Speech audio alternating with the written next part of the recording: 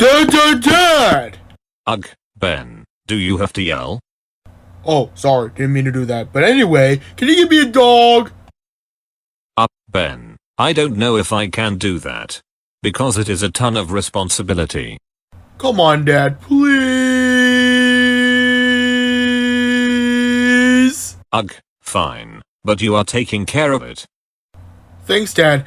But can we go now, please?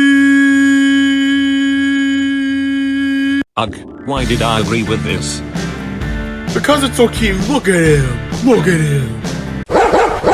Hey, knock it off! Right now! There's no robbers outside! Ben, stop yelling at it. You need to train it. That's it. We're putting up for adoption. Ben, how could you say such a thing? First of all, we just got it. And second, you just made it sad.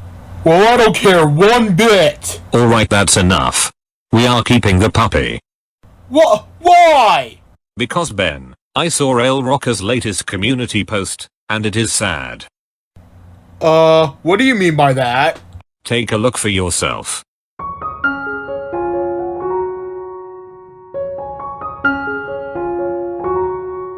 Wow, that is sad. Now I feel bad for how I treated Max just now. It's okay, Ben.